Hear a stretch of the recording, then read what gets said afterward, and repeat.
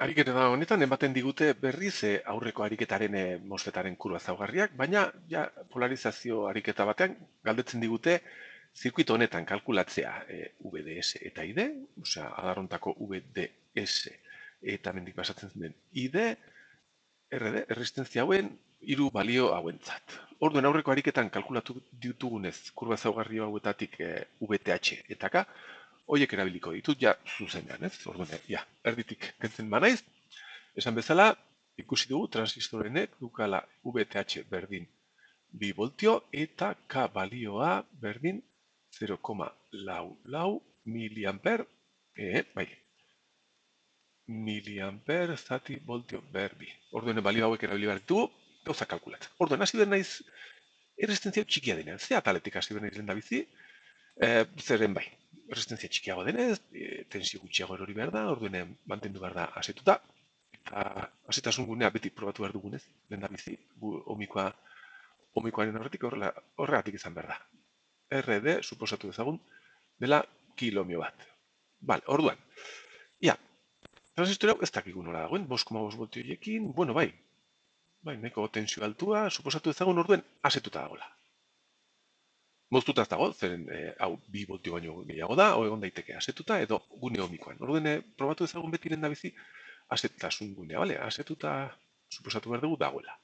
Orduen, asetuta baldin badago, kalkulatu dezakegu ID bere formularekin, asetasun guneko formularekin, kazatibi bider VGS ken VTH berbi. VTH esan dugu dela 2 voltio. VGS ariketan ematen digute, hau G eta hau S baldin bada, 5,5. Eta K aurreko ariketatik, eta gainera aurreko ariketan ere kalkulatu dugu. Hala ere jarri ditzagun balio guztiak, 0,44 miliamper zati voltio berbi, zati bi, VGS 5,5 voltio ariketa honetan, VTH bi, berbi, keto berbi, eta hau, ateratzen zen 2,7 miliamper. Ide, kalkulatu dugu, baina asetasun gunearekin. Kalkulatu dugu garen orain VDS eta konfirmatu dezagun asetasun guneko baldintza betetzen dela. Ja, kalkulatu dezagun VD. Bala, hau, eta zenbat izan behar da VD? Pues hemendik ID pasatzen baldin bada, eta hau bere balioa baldin badakigu, tensioa horrela erori behar da, VD izan behar dela VDS, zeren S0 voltio direlako, izan behar da. Hemendik hasten magia, gure personatxorekin, mailaren trukoarekin, VD izan behar da, 10 voltio, ken hemen erortzen dena. 10 voltio ken, ID, bider RD jarri dut. ID, bider RD. Eta hau, da, 2,7 miliamper, hau kilomio bat, hau izan behar da, 2,7 voltio. 10 ken, 2,7 voltio, hau izan behar dela, E7,3 voltio. Hau izango zen, VDS eta hau ID. Baina suposatu dugu, asetuta dagoela. Bere baldintza betetzen da, ia, VDS altua da, VGS ken VTH baino altuagoa da. Ikusi dezagun, VDS esan dugu dela 7,3, VD ken VS0, VGS dela 5,5 voltio, VG ken VS dena jarri dut, ken VTH bi, hau betetzen da, ok, betetzen da. Hau 3,5, eta 7,3, beraz, betetzen da, eta lehen biziko edo galdera honen erantzuna hau izango da. ID eta VD dira hauek asetuta dagoelako. Bale, guazen orain probatzea behatala. Behatala, hemen igual. Marko, bai. Behatalan, berdina, suposatu behar dut, asetuta dagoela. Bueno, lehen da bizi jarriko dut. Behatala, suposatu behar dugu RD dela orain, zenbat, 2 kilomio. Orduen, suposatu behar dugu asetuta dagoela. Moztuta ez dagoelako, bale? Beraz, berriz kalkulatu behar dugu ID berriz. Eta berdina, balio berdina atera zaigu, zeren K berdina da, VGS ez da aldatu, bakarrik RD, beraz, ID jarraitzen du izaten 2,7 miliamper. Gauza da, resistentzia ondiago dela, hemen tensio gehiago hori behar da, eta ez dakit asetasun gunean jarraitzen dugun edo ez. Bale. Kalkulatu ezagun VD, horregin dugu zela. VD izan behar da. 10 ken, ID hau, bider orain RD, kasu honetan 10 ken ID 2,7 miliamper. Bider orain 2 kilomio, 2 kilomio direlako, horren hau eta erebaztegu orain 5,4, eta hau izan behar da, 4,6 voltio ez? 4,6 voltio izan behar dira. Bai, hau izan behar da, 4,6 voltio. asetuta jarraitzen dugu, konfirmatu dezagun. VDS altua da, VGS-ken VTH baino altuagoa da. Ja, kasu honetan, VDS orain 4,6. Hau, 5,5ken bi baino altuagoa da, bai.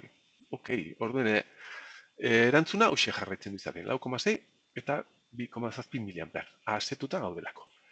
Orain, egiten badegu, iantzago leko gehiago, atala, atalan errestenzioaren altuagoa. RD bost kilo ohmio. Vale, orain, venga, suposatu dezagun, asetuta dagoela, horrela egin behar dugu, kalkulatzen dugu ID, berdin atere bat zaigula, zeren RD ez dago formulan, 2,7 miliamper. Gauza da, orain, kalkulatzen baldin badugu VD betiko formularekin, 10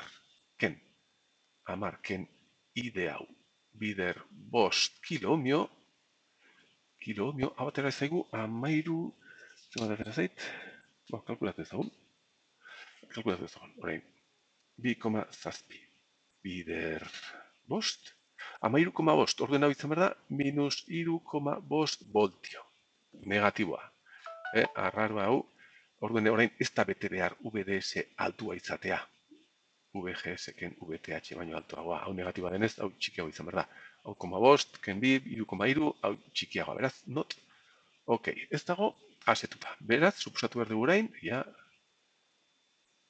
mugitzen banaiz, suposatu dezagun, gune ohmikoan dagola, moztuta ez dago, ohmikoan dagola, orduen eredua izan behar da resistenzia bat, RDS balioa izan behar da bat zati K bider VGS-ken VTH, eta aurreko ariketan ere kalkulatu dugu, 350 ohmio delarik, eta orduen gure zirkuitoa izango zan, esan bezala, hau baldin bada 10 voltio. Hemen RD. Eta hemen gure transistorea gune ohmikoan, hau RDS, hau D, hau S, lurrera, hemen izan behar dugu iturri hori, 5,5 voltiokin, baina transistorea horrelaxe dagoela ikusi dugu, gune ohmikoan, beraz eren orain VD nola kalkulatu dugu, pues, dezakegu, tensio zatitzaile bat daukagu hemen.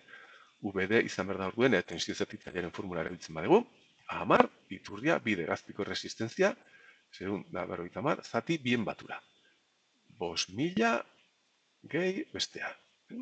Eta hon niri atera zait, bai, 15 voltio. Eta ikusi dezakezue, honek betetzen duela gune ohmikoaren baldintza. VDS txikia dela, konparatuta VGS-ken VTH-ekin.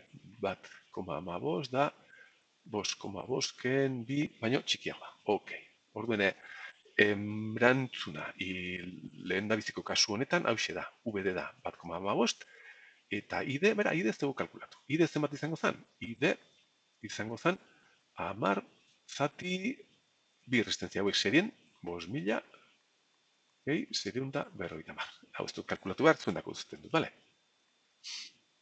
Hau izango zen.